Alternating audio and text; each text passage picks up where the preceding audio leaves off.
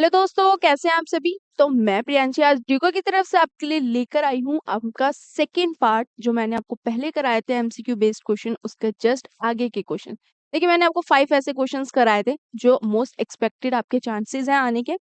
तो आगे के क्वेश्चंस में आपको आगे और क्वेश्चंस कराने वाली हूँ, जो आपके 1 या 2 मार्क्स के क्वेश्चंस हैं, जो आने वाले क्या है प्रीवियस जितने भी सैंपल पेपर्स थे उन्हीं में से वो क्वेश्चंस हैं आपके, जो आपके बोर्ड एग्जाम्स में ऑलरेडी आ भी चुके हैं, जो आपको हेल्पफुल भी रहेंगे। तो देखिए, स्टार्ट करेंगे क्वेश्चन नंबर 6 से। आई होप आपने इससे पहले वाले क्वेश्चंस की प्रैक्टिस करी होगी, राइट? जरूर करी होगी, यही मेरे को आपसे उम्मीद है आपने करी होगी, राइट?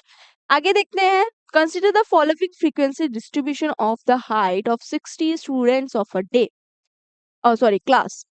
आपको एक डाटा दे रखा है यहाँ पे, एक फ्रीक्वेंसी डिस्ट्रीब्यूशन दे रखा है किसकी, स्टूडेंट्स की।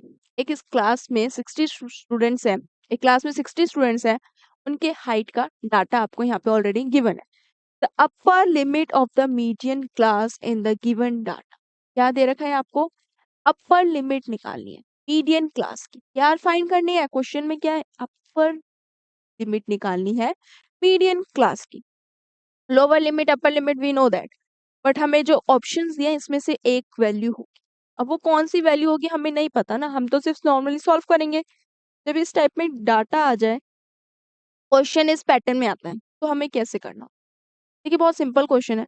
आपको ये दे रखा है, हाइट दे रखी है, इनकी रेंज बता रखी है, लोअर लिमिट से अपर लिमिट तक, नंबर ऑफ स्टूडेंट्स हैं इतने कि 150 से 155 तक 15 स्टूडेंट्स की हाइट दे रखी है, वो भी सेंटीमीटर में। नेक्स्ट 155 से 160 सेंटीमीटर 13 स्टूडेंट्स हैं, ऐसे ही कंटिन्यू में है। बट निकालना है क्या है, मीडियन निकालना है। मीडियन कैसे निकालते हैं, सबसे पहले हम इसका निकालेंगे CF। क्या निकालेंगे, क्यूमुलेटिव फ्रीक्वेंसी। क्या निकालेंगे दोस्तों, क्यूमुलेटिव फ्रीक्वेंसी। तो जब मैं इनकी क्यूमुलेटिव फ्रीक्वेंसी निकालूंगी, ये आपके पास 15, फर्स्ट वाला 15 ही रहेगा ना। कैसे करते हैं, कंफ्यूज नहीं होना, हम स्ट्रेट लाइन में बनाते हैं। 15 है, 15 में 13 ऐड कर दो। एक चलो एक टेबल में इसी में ज्वाइन कर लेती हूँ यहाँ पे, इसलिए मैंने ये इसको यहीं ज्वाइन कर दिया इस CF निकालने के लिए। ओके, तो फर्स्ट डाटा आपका 15 है, वही रहेगा। 15 और 13 कितने आ जाएगा, 28। 28 में 10 जोड़ा 38, 38 में 8 जोड़ेंगे, आपके पास ये कितना आ जाएगा 46। फिर आपके पास 9 जोड़ दोगे, 9 और 5 और ये 55, 55 हो गया। और ये 55 में 5 जोड़ोगे 60। तो हमें चेक कैसे करना होता है, हमें पता होना चाहिए कि जब हमारे पास एंड वाली जो टर्म आएगी ना, वो 55, जब टोटल टर्म ये अगर हमारी 60 है और जितने टोटल नंबर ऑफ स्टूडेंट्स दिए हैं, जो भी आपको डाटा में क्वेश्चन में गिवन है टोटल नंबर, चाहे स्टूडेंट्स हो या कोई भी इंफॉर्मेशन हो, वो बराबर आ गई, तो हमारी जो CF फाइंड हुई है वो क्या है, सही निकली है। क्या निकली है, हमारी जो क्यूमुलेटिव फ्रीक्वेंसी निकली दोस्तों, वो बिल्कुल करेक्ट निकली है। अब क्वेश्चन यहाँ तक कंप्लीट नहीं होता जब आप क्या मीडियन निकालने की बात हो। देखो, n/2 आप करोगे, 60/2 कैंसिल कर दोगे, 30 आ गया। अब आप ये चेक करोगे कि 30 किस रेंज में आएगा, 15 में तो आएगा ही नहीं ना, 28 में आना है, 38 में आएगा। इस वैल्यू में आ जाएगा 30। 30 के सामने जो डाटा है वो देख लो कितना है, 160 और 165। तो 160 और 165 आपको वैल्यू मिल रही है, 160 और 165। इसमें लोअर लिमिट अपर लिमिट है क्या, 160 is lower and 165 is upper limit. Question में निकालना क्या था, अपर लिमिट। क्या ऑप्शन में आपको 165 शो हो रहा है? तो ऑप्शन ए इज करेक्ट, और आंसर यहाँ पे आपको 2 मार्क्स आसानी से मिल जाएंगे। गेन हो गया आपके मार्क्स। सिंपल क्वेश्चन था, कुछ था इसमें ऐसा टिपिकल जो इतना लेंथी जो आपको ना समझ आया हो, और ऐसा कोई टॉपिक जो मैंने नहीं कराया हो आपको करवाया हुआ है ऑलरेडी। बिल्कुल, क्योंकि हम जब स्टार्टिंग करते हैं तो मीन मोड मीडियन में सब कुछ चीजें सीखते हैं, और ये हम पहले से पढ़ते आए हैं, कोई नया टॉपिक आपके लिए था नहीं ऐसा। तो आगे देखते हैं नाउ।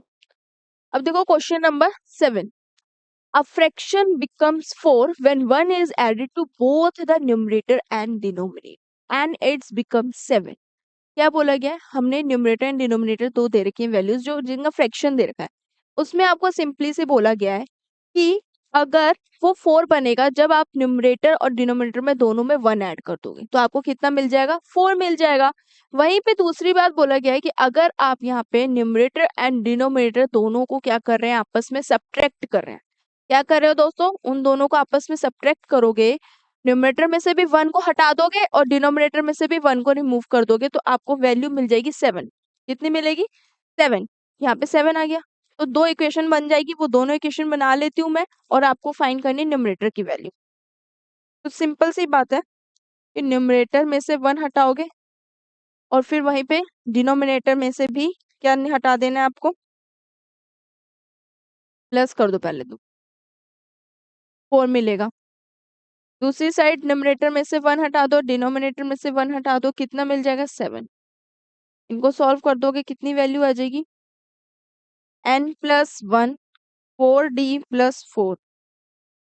दूसरी साइड यहाँ पे कर दोगे तो कितना आ गया?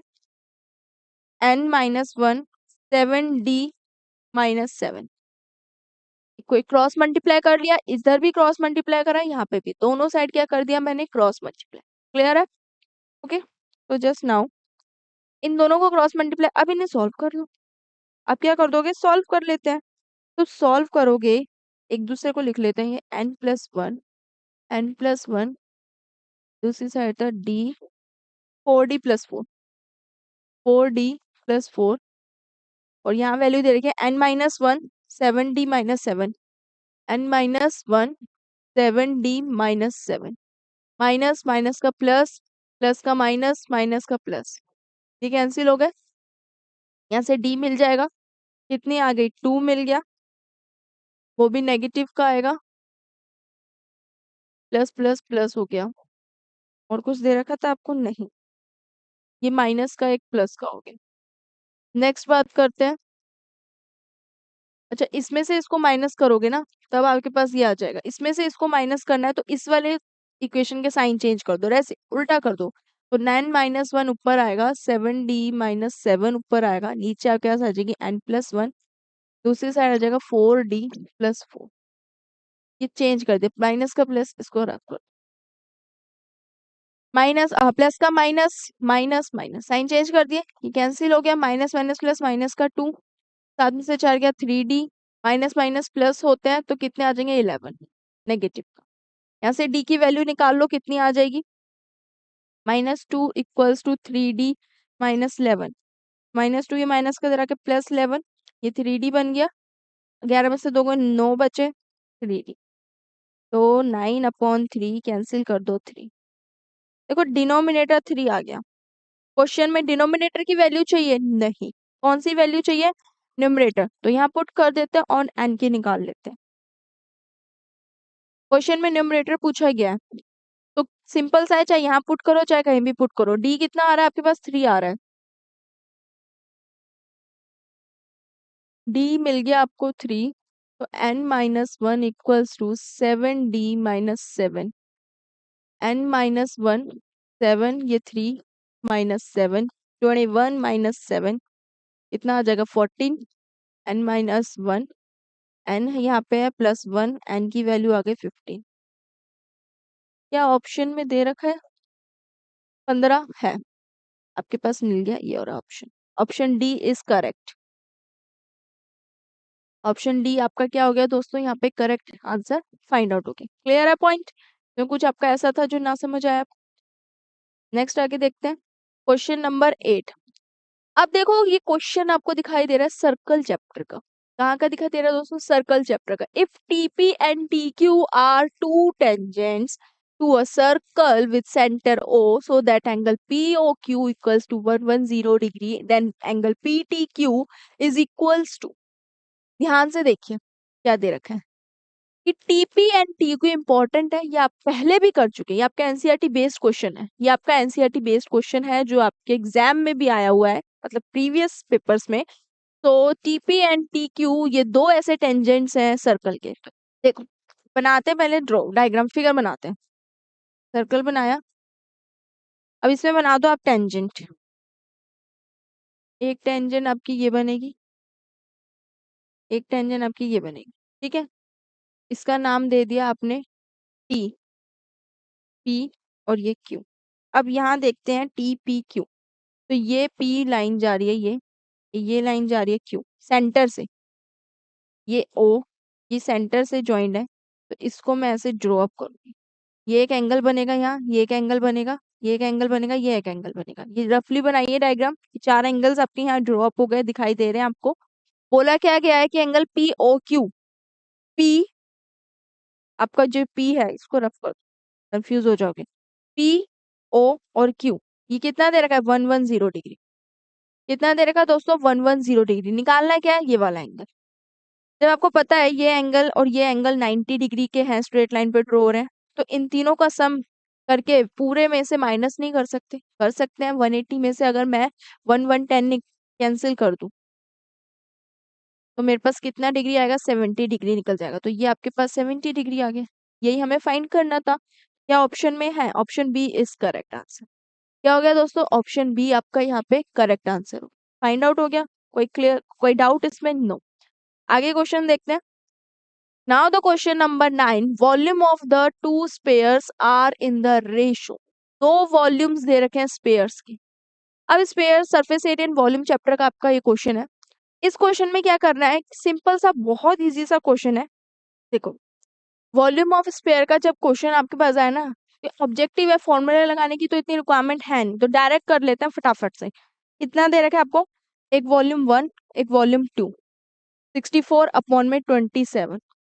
वॉल्यूम स्पेयर क्या होता है? 4 पाई r क्यूब, यही होता है। ये सब कुछ कट जाएगा, आर क्यूब है, क्यूब हट के यहाँ पे रूट लग जाएगा, तो इसका क्यूब रूट करना पड़ेगा, राइट। कितना क्यूब रूट आएगा? 64 का कितना होता है आपके पास? 4, और 27 का होता है 3। ये एक वैल्यू निकल कर आई है, जिसको आप कंसिडर कर सकते हो R1 R2। क्या कर सकते हो? सरफेस एरिया के लिए हम ये ले लेते हैं, और सरफेस एरिया का जो फॉर्मूला होता है, क्या होता है सरफेस एरिया का फॉर्मूला दोस्तों? क्या होता है?